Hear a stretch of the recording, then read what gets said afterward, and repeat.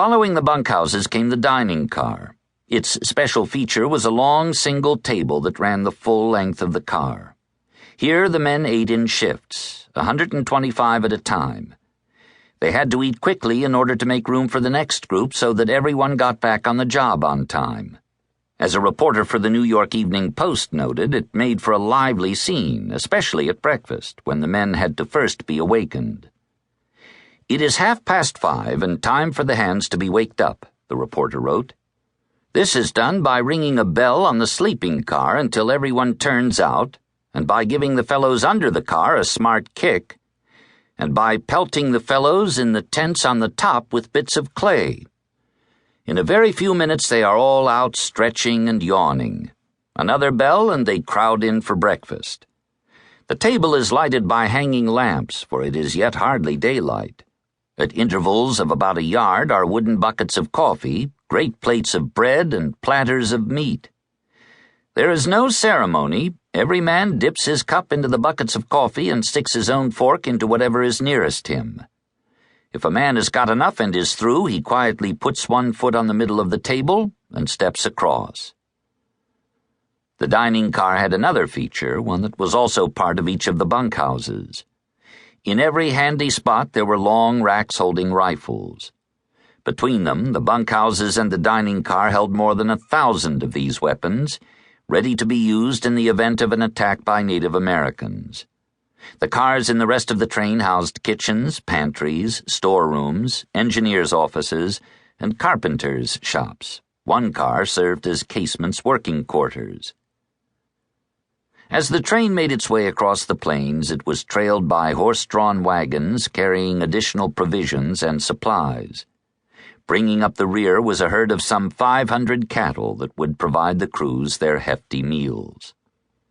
The creation of the construction train was a positive step in preparing the UP's crews for the enormous task that lay ahead of them.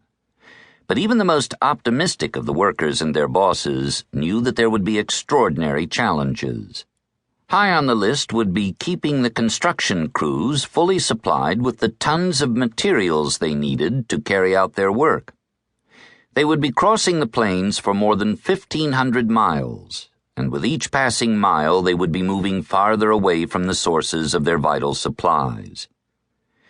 To supply 1 mile of track with material and supplies required about 40 cars, Grenville Dodge would write.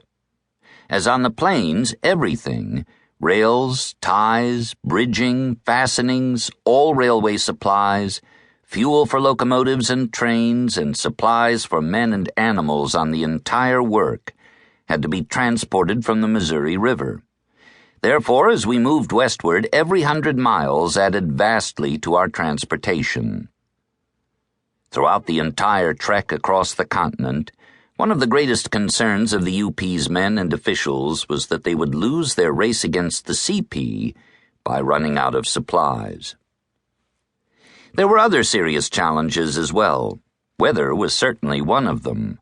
In winter, the plains could be as bitterly cold and as blizzard-prone as the high mountains in which the Central Pacific was now struggling. In the summer, temperatures could reach over 100 degrees Fahrenheit and remain there for days, sometimes weeks. And then there were the insects. As any of those in Casement's army who had spent time on the prairie knew all too well, the plains were swarming with the creatures. Among them were huge horseflies that tormented the workmen and drove their horses and mules to distraction. Worse yet were the billions of grasshoppers that periodically swept across the plains. On more than one occasion, they covered the tracks in such enormous numbers that even the heaviest locomotives would skid out of control. Of all the challenges the railroad crews faced,